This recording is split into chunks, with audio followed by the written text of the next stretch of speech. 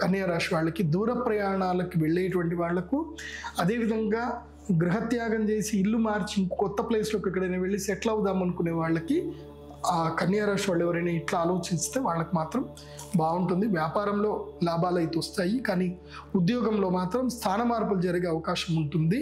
Next నవంబర్కి ఇప్పుడు job అయితే పోతుంది, ఒక 2-3 నెలల్లో ఉద్యోగం పోయే ఒక ఉద్యోగం వస్తాయి, మీకు న్యూస్లో వస్తాయి. బట్ వరి ఏం కావద్దు, మళ్ళీ నవంబర్లో జాబ్స్ వస్తాయి.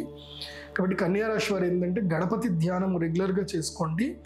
ముఖ్యంగా ప్రధానంగా ఏంటంటే మీరు ధరించవలసినటువంటి మాల గురుగ్రహ అనుగ్రహ మాలను ధరించండి. ఎల్లో కలర్లో ఉంటుంది, గురుగ్రహ అనుగ్రహ మాలను ధరించండి. అలాగే శ్రీ మహాలక్ష్మీదేవికి సంబంధించి నేను ఒక వీడియో చెప్పాను, లక్ష్మీ సాధన ఎలా చేయాలని చెప్పి. సో ఆ లక్ష్మీ సాధన ప్యాకేజ్ తీసుకొని లక్ష్మీ సాధన చేయండి. నవంబర్ నుంచి మీ లైఫ్ టర్న్ అయిపోతుంది చూడండి.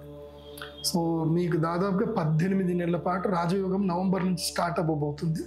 మరి అది మిస్ చేసుకోవద్దు అని అంటే ధనత్రయోదశికి అక్టోబర్ 18కి మీరు అటెండ్ అయ్యే ప్రయత్నం చేయండి.